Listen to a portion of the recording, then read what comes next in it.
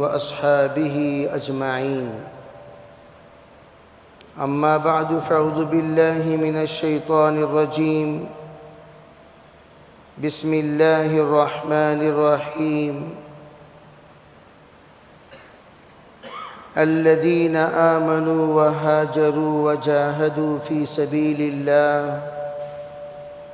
سبيل الله بأموالهم وأنفسهم أعظم درجة عند الله وأولئك هم الفائزون. وقال النبي صلى الله عليه وسلم: اللهم بارك لنا في شامنا، اللهم بارك لنا في يمننا. عن ابن عمر رضی اللہ تعالی عنہ عن النبي صلى الله عليه وسلم قال: اللهم بارك لنا في شامنا، اللهم بارك لنا في يمننا. قالوا: في نجدنا يا رسول الله. قال: اللهم بارك لنا في شامنا، اللهم بارك لنا في يمننا. قال الناس: في نجدنا يا رسول الله. قال ابن عمر رضي الله تعالى عنه: أظن أنه في المرة الثالثة قال: الزلازل والفتن هناك يطلع قرن الشيطان. رواه البخاري. اللهم أيدنا بتأييدك، اللهم أيدنا بتأييدك، اللهم أيدنا بتأييدك يا رب العالمين. محترم معزز بزرگوں، بھائیوں، عزیز نوجوانوں، اس وقت ہم لوگ جن اخبار سے دو چار ہیں وہ ہے حرمین شریفین کے ان شہدائے حجاج کے بارے میں جو وہاں کی بے ترتیبی کی وجہ سے حضرات حجاج کرام کی کثیر تعداد میں موت ہوئی.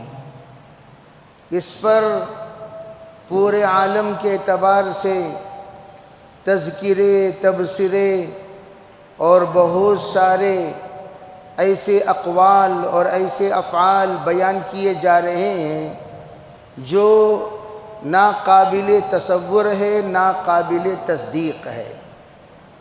اسی لیے حقیقت سے واقف ہونا ضروری ہے کہ ماجرا کیا ہے، کس وجہ سے یہ حالت ہوئی اور کس وجہ سے یہ کیفیت ہوئی اور کس وجہ سے اس طرح کے حالات پیش آئے. اگر ہم غور کریں تو ہمیں پتہ چلے گا کہ اس وقت جو کچھ ہو رہا ہے وہ حکومت کی غفلت کی وجہ سے ہو رہا ہے. جو سعودی عرب کے حکومت، سعودی عرب کے حاکمان، سعودی عرب کے نمائندے، جن کو سب سے پہلے یہ القاب سے نوازا گیا، خادم الحرمین الشریفین، جس وقت ان لوگوں کو ان القاب سے نوازا گیا اس وقت وہ اس لقب پر فخر محسوس کیا کرتے تھے. اور یہ لقب اس وقت کے حاکم کے لیے، حکمراں کے لیے نہیں، بلکہ ان کے جد امجد، ان کے دادا اور ان کے پردادا جنہوں نے خدمت کا حق ادا کیا تھا، ان کے لیے واقعتاً یہ جملہ، یہ لقب لائق بھی تھا اور اس لقب کے وہ لوگ مستحق بھی تھے. انہوں نے باقاعدہ حرمین کے مہمانوں کی بڑی عزت اور احترام کیا، بہت قدر کی اور بہت خدمات انجام دیے، اور بہت سارے انہوں نے حرمین کے ان خدمات کو انجام دیا جو آج ہم لوگ دیکھ رہے ہیں محسوس کر رہے ہیں۔ لیکن اس وقت کا جو ان کا نمائندہ ہے، جو اخلاق کے اعتبار سے بھی، عادت کے اعتبار سے بھی، ایمان کے اعتبار سے بھی، اور اپنے خصلتوں کے اعتبار سے بھی، اور اس کی صحبت کے اعتبار سے بھی انتہائی قرآن و حدیث سے بالکل دور، شریعت سے بالکل دور اور نفس پرست انسان جو اس وقت ہم لوگ دیکھ رہے ہیں، تو ہر دنیا کا سمجھدار انسان اس بات کو بغیر کسی سوچ کے، بغیر کسی تدبر کے، بغیر کسی یعنی تاخیر کے یہ فیصلہ کر سکتا ہے، انتہائی نفس پرست انسان کے حوالے حرمین کو اس وقت کر دیا گیا۔ حرمین یہ کسی کے خاندانی جاگرد نہیں ہے، حرمین یہ امت مسلمہ کی امانت ہے، یہ امت مسلمہ کی یہ ایک ایسی نعمت ہے جس کو ہم نے قبلہ ہونے کے اعتبار سے پورے عالم میں اس کی عزت اور احترام کیا جاتا ہے۔ اور یہ ایک مکہ المکرمہ قبلہ عبادت ہے اور مدینہ منورہ قبلہ شریعت ہے۔ اگر مکہ المکرمہ کو ہم نے عبادت کا قبلہ بنایا اور نماز کے وقت میں انی وجہت وجہیہ للذی فطر السماوات والارض، اس کے ذریعے سے ہم نے اپنی قربانی کا قبلہ بھی کعبہ بنایا، اپنے نماز کا قبلہ بھی کعبہ بنایا، اپنے عیدین کا قبلہ بھی کعبہ بنایا، اپنے دل کا قبلہ بھی کعبہ بنایا، اور ہر اعتبار سے اس کو ہم نے قبلے کی حیثیت عطا فرمائی۔ جب بھی ہم دعا کرتے ہیں قبلے کا رخ ہو کر ہم دعا کرتے ہیں، گویا ایاک نعبدو کا قبلہ بھی کعبہ ہے و ایاک نستعین کا قبلہ بھی کعبہ ہے۔ تو جب ہم نے اس کو یہ مقام عطا فرمایا تو پورے عالم کے مسلمانوں کا قبلہ جب کعبہ ہے، کعبہ کسی کے خاندان اور باپ کی جاگرد نہیں ہے کہ وہ اپنی منمانی وہاں پر چلا سکے۔ اسی لیے جس وقت کعبے میں کوئی بات ہوتی ہے، پورے عالم کے اعتبار سے آواز اٹھائی جاتی ہے کہ اس مسئلے کو حل کرو، اس مسئلے کو حل کرو، اس مسئلے کو حل کرو۔ پورے ملک کے جو نمائندے ہیں ان کے ذمے یہ ہے کہ وہ کعبے کے مسائل کو حل کریں اتحاد و اتفاق کی رائے کے ساتھ۔ دوسری بات، مدینہ منورہ، آپ حضرات کو یہ بات معلوم ہونی چاہیے، یہ اس وقت کی جو حکومت ہے، یہ حکومت وہ عرب نہیں ہے جو عرب صحابہ کی اولاد ہے۔ توجہ سے میری بات سننا اور سمجھنے کی کوشش کرنا۔ اس وقت جو حکومت ہے وہ حکومت وہ عرب نہیں ہے جو عرب صحابہ کی اولاد کہلائی جاتی ہے۔ الا ماشاء اللہ، کوئی ہوگا تو ہوگا، ورنہ وہ صحابہ اکرام کی نسل جو مکہ المکرمہ میں مہاجرین کہلائی جاتی ہیں، مدینہ منورہ میں انصار کہلائی جاتی ہیں، ان کی نسل سے تعلق رکھنے والے یہ عرب نہیں ہیں، بلکہ یہ کون ہیں؟ یہ لوگ نجدی ہیں، اہل نجد سے تعلق رکھنے والے، جنہوں نے 19 بلکہ 18 میں انہوں نے جس وقت ارادہ کیا مکہ المکرمہ پر قابض ہونے کا، مدینہ منورہ پر قابض ہونے کا، ان لوگوں کو اس بات کی جس وقت سوچی تب انہوں نے حملہ کیا۔ غالباً 1920 پر 4 میں انہوں نے مکہ فتح کیا اور 30 پر 4 میں مدینہ فتح کیا، اور 36 میں 24 اور 34 میں مکہ مدینہ انہوں نے فتح کیا اور اپنے تحویل میں لایا، اور 36 میں انہوں نے اپنے حکومت جو حکومت حجازی کے نام سے مشہور تھی، اس حکومت کا نام مملکت العربیۃ السعودیہ رکھا۔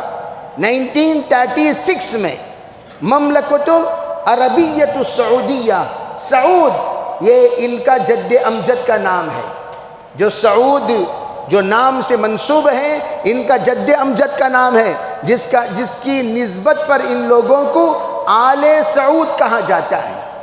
آل سعود کہا جاتا ہے کہ یہ لوگ آل سعود سے معروف ہیں، مشہور ہیں۔ انہوں نے اپنے جد امجد کے نام سے ہی اس ملک کی انہوں نے تسمیہ فرمایا، اس ملک کا نامزد فرمایا۔ اور اس سے پہلے ان لوگوں کو اس ملک کی جانب رخ ہوا کیوں؟ 1902 میں 1902 تک سعودی عرب انتہائی غریب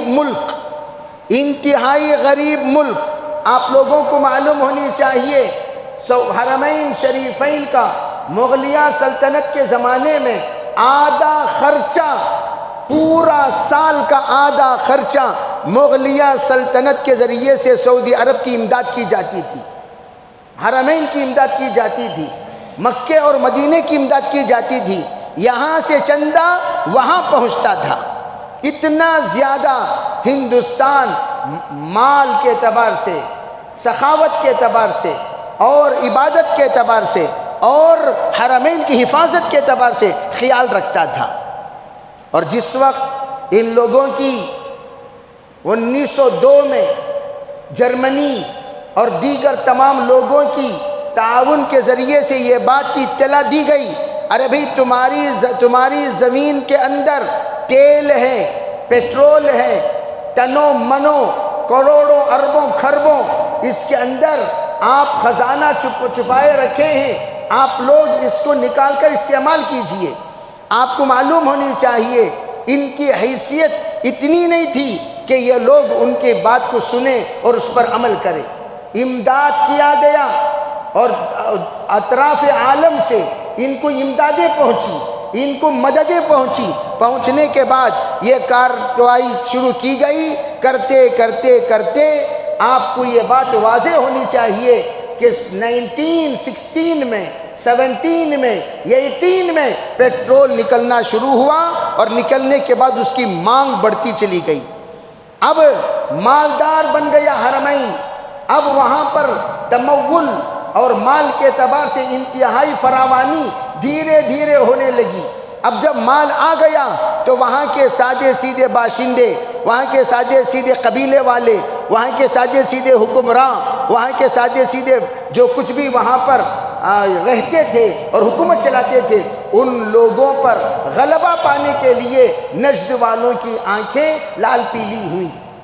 وہ لوگ غریبوں پر حملہ نہیں کرتے، وہ لوگ مالداروں کے مال کی طرف نظر رکھتے ہیں، اس لیے کہ ابھی یہ لوگ پروان چڑھ رہے تھے، ابھی ان کا اسٹیبل نہیں ہوا تھا، مکمل طور پر یہ لوگ جم نہیں رہے تھے، مکمل ان کی قوت نہیں بنی تھی، ابھی ان کے پاس کوئی بھی ملٹری فورس نہیں بنایا گیا تھا، کوئی بھی ان کے پاس لڑنے کے لیے جنگجو نہیں تھے۔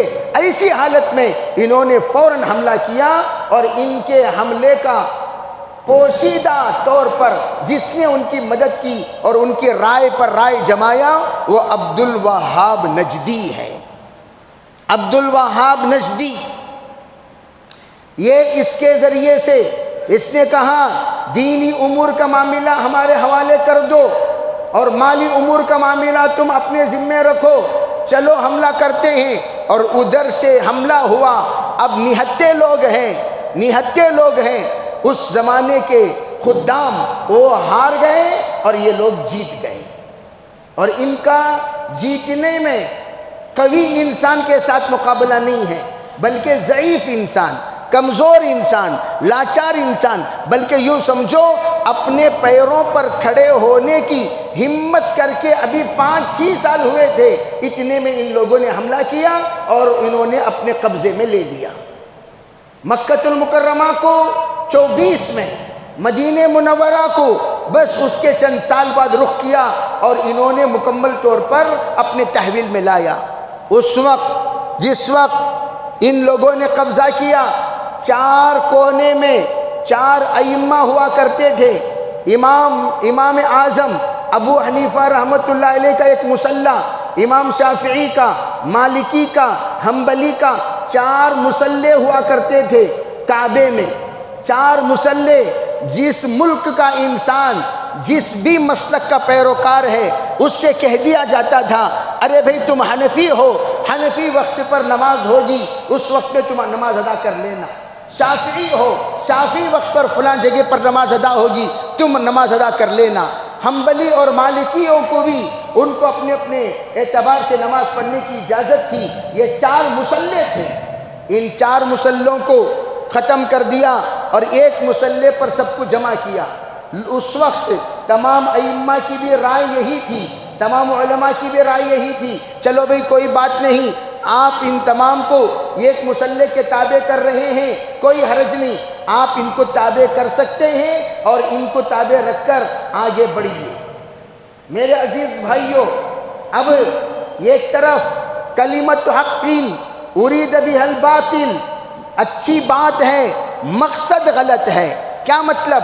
اگر تم چاروں یہاں پر آتے جاتے رہو گے، ہماری بات منانا، ہماری بات سنانا، ہماری بات تمہارے ذہنوں میں بٹھانا اور ہمارے رائے کے مطابق تمہیں عمل کروانا ناممکن ہے۔ اب اسے ممکن کرنے کے لیے کیا کریں؟ تم سب کے سب ایک مصلی کے تابع پہلے ہو جاؤ تاکہ ایک ہی خطبہ سن سکو، ایک ہی خطبہ سن سکو، اور اس خطبے میں آئندہ چل کر جس طریقے سے RSS کے سلسلے میں کہا جاتا ہے 100 سال پرانا پلان ہے ان کا، اپنے دبدبہ پورے ہندوستان میں بٹھانے اور پھیلانے میں ان لوگوں نے 100 سال پہلے سے اپنی تیاری کر رکھی ہے، اور 100 سال سے یہ لوگ یہ حرکتیں کرتے ہوئے آ رہے ہیں۔ آج 24 ان کے مکہ المکرمہ کی حکومت قائم کر کے 100 سال کا عرصہ ہو گیا، 100 سال کا عرصہ ہو گیا۔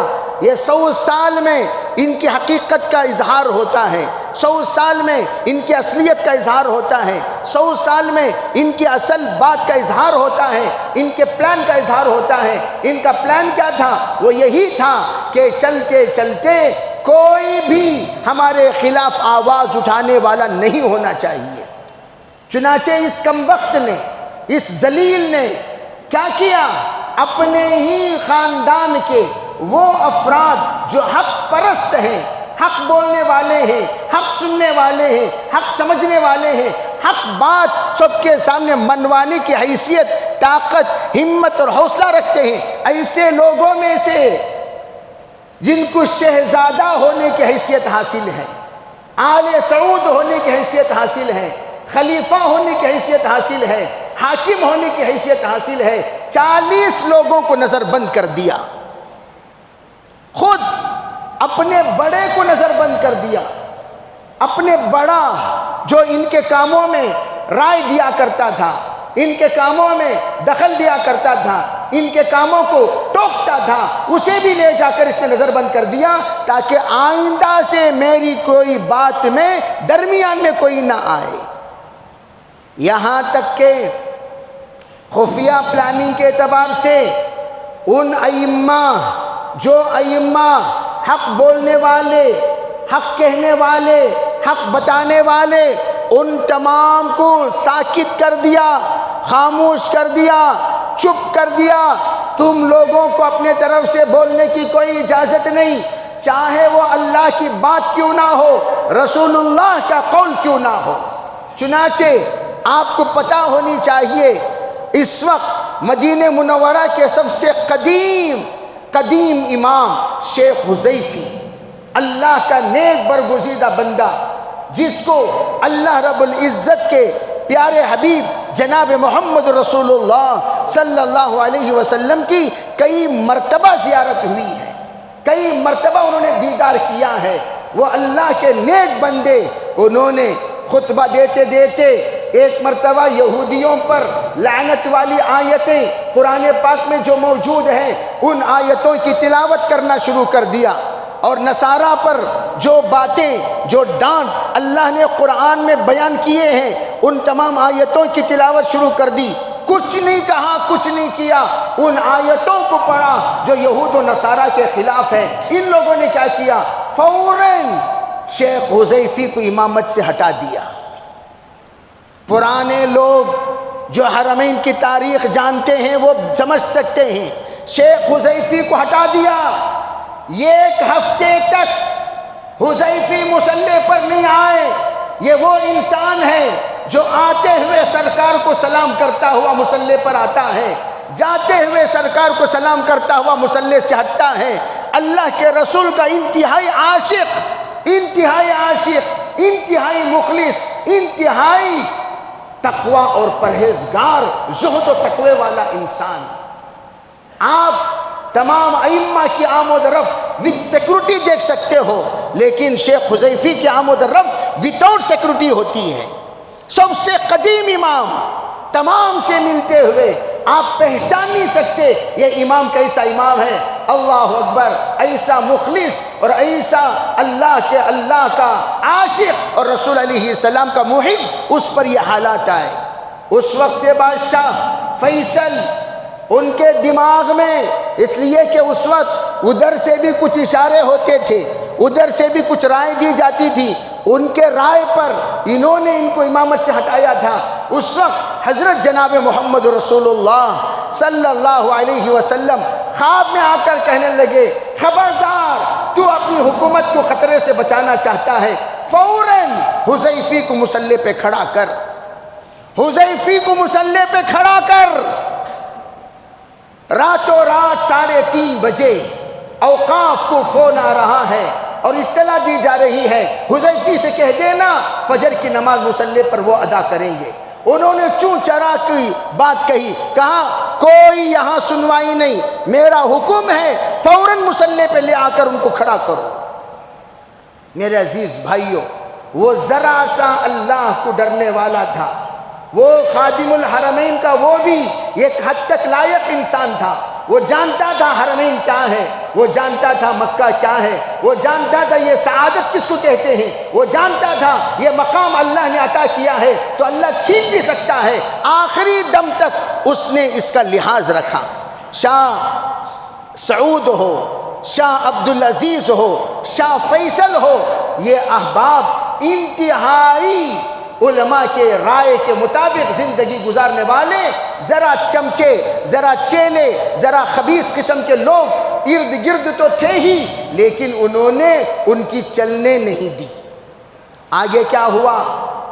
اب اس وقت جو ہمارے بنگلور کو بحیثیت امام حرم تشریف لائے تھے، شیخ صالح ابو طالب تشریف لائے تھے، تو ان کے اعتبار، ان کے معاملے میں بھی اگر آپ غور کریں گے، خطبے میں انہوں نے پردے کی آیتوں کی تلاوت فرمائی۔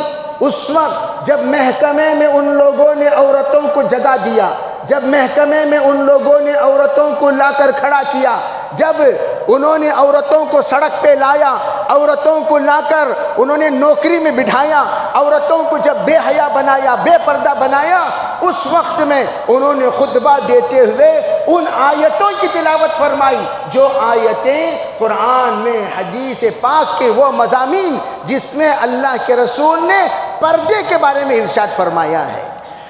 وہ کتنے منٹ کا بیان ہے؟ خالی 3 منٹ، لمبی چوڑی بات نہیں، کوئی اپنی رائے نہیں، کوئی اپنا اشارہ نہیں، اللہ کی آیت، رسول اللہ کے وہ باتیں، صرف 3 منٹ بلکہ 2 منٹ سمجھو، انہوں نے چند باتیں کہیں اور خطبہ دے کر انہوں نے اپنے مصلی پر تشریف لے آئے۔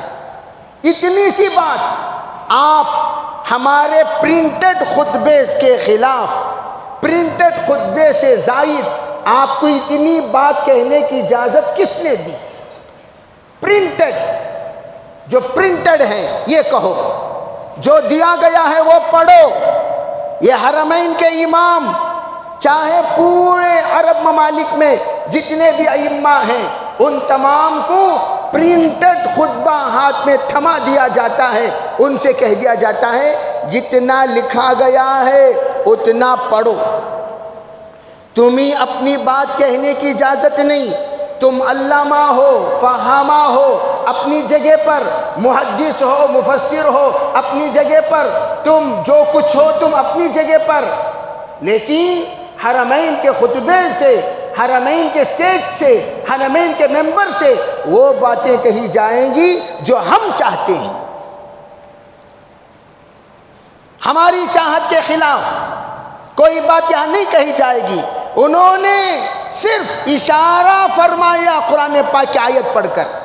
اٹھا کر دیکھیں، عربی سمجھتے ہو، اٹھا کر خطبہ سنو۔ اتنی سی بات پر ان کو آج تک جیل میں ڈال دیا گیا۔ کیا جرم تھا؟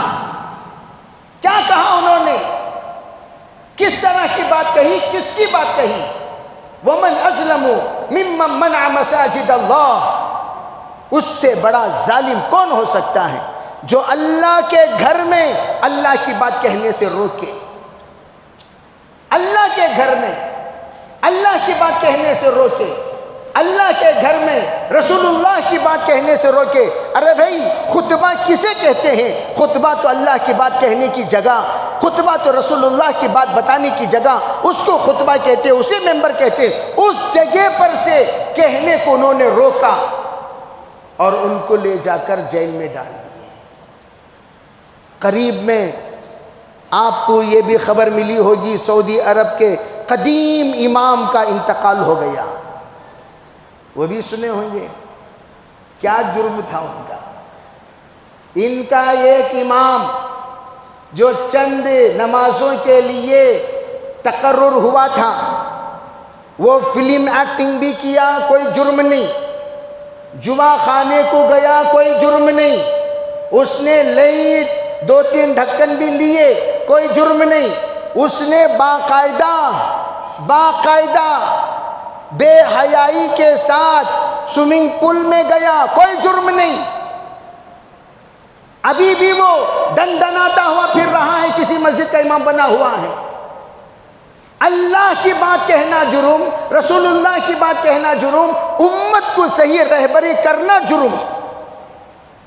اب آپ اندازہ لگائیے، ایسے خبیث لوگوں کو بعض لوگ مولانا ایسے بھی لوگ ہوتے ہیں، نہیں بھی ان کے بارے میں کیا بھی نہیں بولنا۔ رہے اللہ کے بندو، میں جو پس منظر اس وقت تمہیں سنایا، یہ جو مقدمہ میں نے تمہیں سنایا، یہ ان شہیدوں کے بارے میں بتانے کے لیے ہو کیا رہا ہے۔ سنو، ہو کیا رہا ہے، کیا ہو رہا ہے حرمین میں، کیا ہو رہا ہے حکومتوں میں، یہ ایسا کیوں کر رہے ہیں، کس لیے کر رہے ہیں؟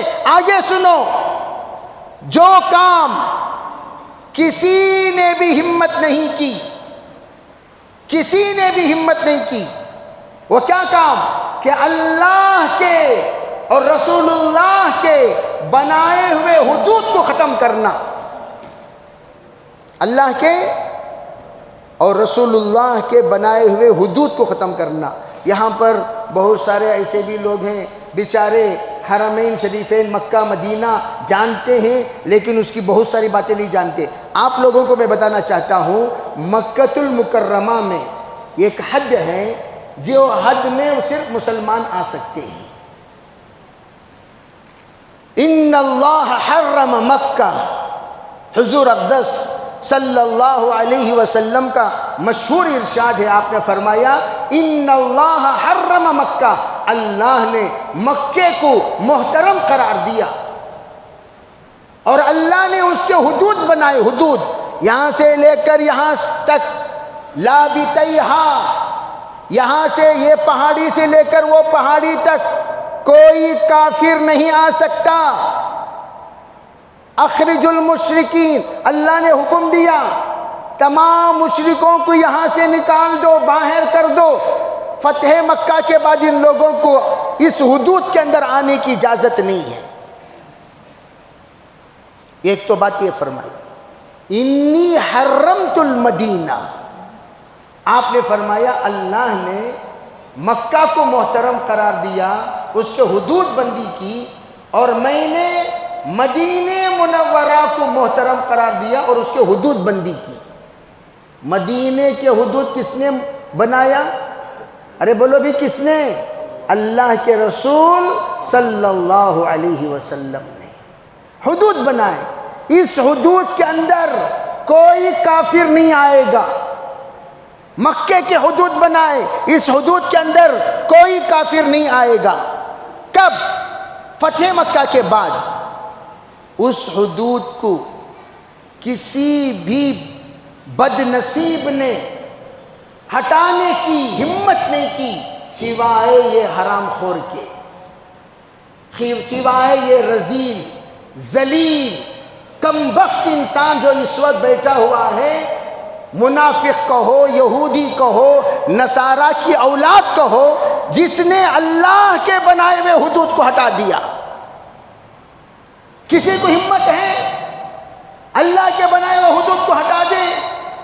تلک حدود اللہ ومن یتعد حدود اللہ فقد ظلم نفسہ، یہ اللہ کے حدود ہیں، اللہ کے حدود میں انگلی کرنے کی کسی کو اجازت نہیں ہے۔ جس نے اللہ کی باؤنڈری کو ہٹا دیا اس سے بڑا ظالم کوئی نہیں۔ اور اس کمبخت نے اللہ کے حدود کو ہٹایا، رسول اللہ کے حدود کو ہٹایا۔ پوری دنیا جانتی ہے پورے کافران کہاں تک پہنچ گئے۔ عربی جانتے کہ نہیں جانتے؟ سب ماشاءاللہ وہ کیا کہتے ہیں، واٹس ایپ کے ذریعے سے آپ سب کو پتہ چل گیا ہوگا۔ اس ذلیل نے کیا حرکت کی، اس نے کیا حرکت کی؟ اسلامی دشمنوں کو لے آ کر سرکار کے روضہ اقدس پر کھڑا کرنا، مسلمان کے قاتلوں کو، جس کمبخت خاتون نے ایک ایک حجاج سے کمیشن وصول کیا۔ جو بھی حجاج پرائیویٹ گئے ہیں، جو حج کی منسٹر ہے، اسے ہر حاجی کے بدلے میں پرائیویٹ ٹور والے 1,00,000 روپے دیے ہیں۔ آپ پوچھئے ان لوگوں سے جو 50 دیے، 70 دیے، ان کے ویزا لگوانے کے لیے، ان کو اجازت دینے کے لیے۔ اور اس نے ایک تو حد ہٹا دیا۔ میں آپ کو بتاتا چلوں اس کی خباثت کیا کیا ہے۔ دوسری بات، عمرے پر اس نے پابندی لگائی۔ خصوصاً جو ہمارے عجمی لوگ ہیں یہ بڑے جذباتی ہوتے ہیں۔ جب ہم جائیں اور جانے کے بعد عمرے میں یہ کہہ دیا جاتا ہے کہ ایک مرتبہ چکر کے علاوہ دوسرا چکر تمہیں اندر لگانے کی اجازت نہیں، باہر لگا لیا کرو جتنا لگانا ہے سول ڈریس میں۔ اور ہمارے ہندوستان کے جتنے حجاج ہیں عمرے کو جانے والے، بڑے قدر کے ساتھ، بڑی عزت کے ساتھ، بہت ہی ادب کے ساتھ، بہت ہی جذبے کے ساتھ یہ لوگ ایک عمرے سے 2 عمرہ، 2 عمرے سے 3 عمرہ کرنا چاہتے ہیں۔ لیکن حال میں آپ کو یہ بات معلوم ہوئی ہوگی، آپ اگر عمرے کو گئے ٹھیک ہے، طواف کر لیے ٹھیک ہے، آپ نے اپنے اعتبار سے کر لیا ٹھیک، یہ بھی شرط لگا دیا گیا ایک عمرے کے ویزا میں آپ ایک ہی عمرہ کر سکتے ہو، دوسرا کرنے کی اجازت نہیں ہے۔ اب ہو سکتا ہے دوسرا کرنے کے لیے آپ کو اور بھی مزید ریال جمع کرنے ہوں گے۔ جمع کرو پھر آؤ، پھر عمرہ کرو، جمع کرو پھر آؤ عمرہ کرو۔ اسی طرح سال میں 1 مرتبہ ریاض الجنہ، جہاں پر جنت کا ٹکڑا، جہاں جا کر ہم اپنے آنسو بہا سکتے ہیں، اور وہاں جانے کے بعد جنت میں ہونے کی قسم کھانے پر بندہ حامس نہیں ہوتا، ایسی جگہ پر سال میں 1 مرتبہ تم جا سکتے ہو، چاہے 2 مرتبہ 3 مرتبہ عمرے کو آؤ، اور اس کے بعد آپ مدینہ منورہ آؤ، مدینہ منورہ کی مسجد میں آپ سال میں 1 مرتبہ ریاض الجنہ جا سکتے ہو، اس کے بعد آپ کو جانے کی اجازت نہیں ہے۔ ہو سکتا ہے آئندہ چل کر اس پر بھی فیس متعین کر دے۔ اور بڑی مزے کی بات سنو، یہ مسجد ہے، یہ روض اقدس، روض اقدس حضور اقدس صلی اللہ علیہ وسلم کے آرام گاہ، روض اقدس، اور یہ ممبر ما بین ممبری و روضتی، آپ نے فرمایا ممبر اور روض اقدس کے درمیان کا جو حصہ ہے، روضۃ من ریاض الجنہ، یہ ریاض الجنہ ہے۔ بھئی یہی تو ہے، ممبر اور روضہ اقدس کے درمیان کا جو حصہ ہے یہ ریاض الجنہ ہے، وہاں پر گرین کارپیٹ بچھائے ہیں۔ یہ جملہ کس کا ہے؟ یہ بات کس کی بولیے؟ ارے بھئی یہ بات کس کی؟ آپ صلی اللہ علیہ وسلم کی۔ لیکن ان کمبختوں نے جب اللہ کا حدود توڑ دیا، رسول اللہ کا حدود ختم کر دیا، ریاض الجنہ بڑھا دیا۔ یہاں تک ہی تھا ریاض الجنہ۔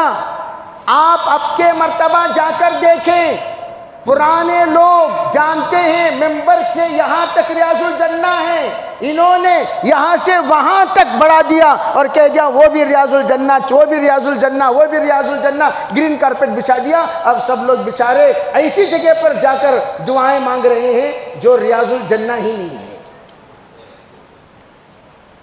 لا حول ولا قوہ۔ اور اس کا 10 لاکھ کیپیسٹی جگہ پر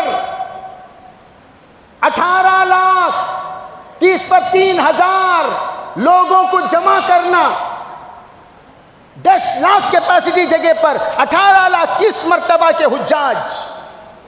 روتے ہوئے کئی لوگوں نے یہ بات بتائی، بیٹھنے کو جگہ نہیں، اٹھنے کو جگہ، ایک ایک سیٹ پر 2 افراد، مینا ہو، مزدلفہ ہو، عرفہ ہو یا رمیے جمرات ہو، بھیڑ جمع کرنا۔ پہلے کیا ہوتا تھا؟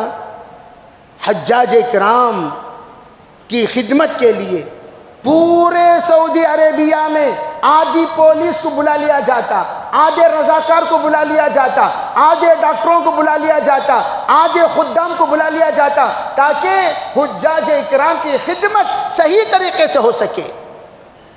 اور جتنے پرانے حجاج ہیں یہ جانتے ہیں کتنی پانی کی فراوانی تھی اور کیا خدمت کرتے تھے، اور ہر آنے والا کیا بھی ان کی خدمت، کیا بھی ان کی خدمت، کیا بھی ان کی خدمت۔ اور ایک بات یاد رکھو، وہ جتنی خدمتیں کرتے تھے سعودی حکومت والوں کی طرف سے نہیں، مکے کے باشندوں کی طرف سے، مدینے کے باشندوں کی طرف سے پانی کا انتظام، فروٹ کا انتظام، شربت کا انتظام، جوس کا انتظام ہمیشہ مہیا کیا جاتا تھا، تاکہ صحت کے ساتھ آپ اپنے ارکان انجام دے سکو، اور ہر طرح کے خدمات کے وہ لوگ سہولتیں مہیا کرتے تھے۔ لیکن اس مرتبہ تمام جتنے رضاکار لوگ تھے سب سے کہہ دیا کون بھی آپ کو خدمت کرنے کی ضرورت نہیں ہے۔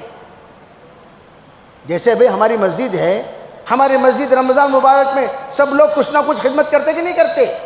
کوئی سموسہ لاتا ہے، کوئی کھجور لاتا ہے، کوئی یہ لاتا ہے، کوئی وہ۔ کب تبھی مسجد والے منع کریں کیا بھئی؟ منع کریں؟ بھئی ہم تو کہتے بھئی آپ اللہ کی رضا کے لیے، اللہ کے بندوں کے لیے جو تم دینا چاہتے ہو دو، کوئی منع نہیں۔ اس کمبخت نے سب سے پہلے حجاج کرام کیا، جو لوگ اعتکاف میں بیٹھے حرمین شریفین میں، ان کے خدمت گزاروں کو بھی کہہ دیا مسجد کے اندر دسترخوان بچھانے کی کسی کی اجازت نہیں ہے۔ جو لوگ مکے میں، مدینے میں خدمت کیا کرتے تھے دسترخوان کی، وہ کون لوگ تھے؟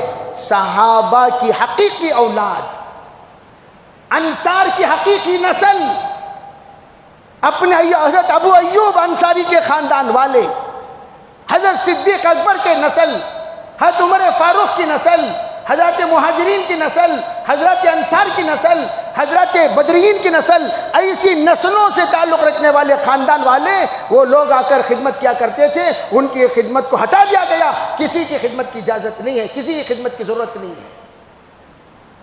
کیوں ایسا کر رہا ہے؟ میں آپ کو بتا دوں، یہ ایک ایسے فری پلان ہے، آئندہ عمرہ بولے تو لوگ گھبرانا، کیا فائدہ بھی عمرہ کو جا کو طواف کرنے دیتے نہیں، کیا فائدہ بھی عمرہ کو جا کو وہاں روضہ اقدس پر بیٹھنے دیتے نہیں، سلام ڈھنگ سے کرنے دیتے نہیں، اور ریاض الجنہ میں بیٹھ کر عبادت کرنے۔ تو اس طریقے سے جس وقت کنڈیشنز لگائے جائیں گے لوگ آنا جانا کم ہوگا کہ نہیں ہوگا؟ نمبر 2، آج کا اس سال کا حج اتنے ہیبت بٹھانے کے لیے کافی ہے، آئندہ سال جانے والوں کو روکنے کے لیے دیکھا کیا ہوا، دیکھا کیا ہوا، دیکھا کیا ہوا کہ وہاں جانے پر یہ مر گئے، وہ مر گئے، وہ مر گئے۔ آئندہ سال ایک بڑا طبقہ جس نے حج کو جانے کی نیت کی، ان اموات کی کثرت کی سن کر جو 1000 سے زائد 64 لوگ صرف ہندوستان کے انتقال ہوئے ہیں، ان کی خبر سن کر ان کی ہمتیں پست ہو جائیں گی۔ نقوبہ کہاں یہ حج میں جا کو تمہیں پریشان ہوتی، تمام عمر رسیدہ لوگوں کو روک لیا جائے گا، تمام حجاج کرام کو روک لیا جائے گا۔ یہ تمام فری پلان اس لیے تاکہ اس کے نفسانی خواہشات کے مطابق وہاں پر کوئی بھی حرکت وہ کرنا چاہے کوئی بھی پوچھنے والا نہ رہے۔ اس عنوان کو میں نے اس لیے چھیڑا کہ جس وقت حضور اکرم صلی اللہ علیہ وسلم سے کہا گیا حضور آپ دعا فرمائیے، حضور نے دعا کی، اللہم بارک لنا فی شامنا، یا اللہ ہمارے شام میں برکت عطا فرما، یا اللہ یمن میں برکت عطا فرما۔ تو کسی نے کہا حضور نجد کے لیے دعا کریں، آپ نے فرمایا نہیں، نجد کے لیے میں دعا نہیں کرتا۔ پھر آپ نے کہا اے اللہ شام میں برکت دے، یمن میں برکت دے۔ پھر کہا حضور فی نجدنا یا رسول اللہ، نجد والے آئے تھے، کہا حضور نجد کے لیے بھی دعا فرمائے، حضور نے فرمایا نہیں۔ پھر فرمایا انہی لوگوں کی طرف سے الزلازل والفتن، فتنے برپا ہوں گے اور زلزلے آئیں گے۔ چنانچہ جو پیشن گوئی آپ نے عطا فرمائی، اسی پیشن گوئی کے مطابق اس وقت نجدیوں کا قبضہ حرمین شریفین پر ہو گیا۔ جو آل سعود کے نام سے سعودی حکومت میں بیٹھے ہوئے ہیں، یہ لوگ وہ نجدی ہیں جن کے فتنے کے بارے میں، جن کے سلسلے میں آپ علیہ السلام نے ارشاد فرمایا وہی نجدی ہیں۔ بس میں مختصر اشارہ کر دیا، پھر موقع ملے گا مطول گفتگو ہوگی۔ اس لیے ہم ان تمام مرحومین کو یاد کرتے ہوئے ان کے حق میں دعا کرتے ہیں، جاتے ہوئے انہوں نے کن خوشیوں کے ساتھ گئے، اب ان کی یہ خبر سن کر ان کے خاندان والوں پر کیا بیتا ہوگا وہ اللہ جانے۔ اللہ تعالیٰ ان شہداء کی مغفرت فرمائے، درجات بلند فرمائے، پسماندگان کو صبر جمیل عطا فرمائے۔ ہم سب حرمین کے حق میں دعائیں کریں، اے اللہ حرمین کو ایسے نیک بندوں کے حوالے فرما جو تیرے حدود کو، تیرے نبی کے حدود کو قائم رکھ سکے۔ بس اتنی دعا کر دیجئے، اللہ خیر کا معاملہ فرمائے گا۔ وآخر دعوانا الحمدللہ رب العالمین۔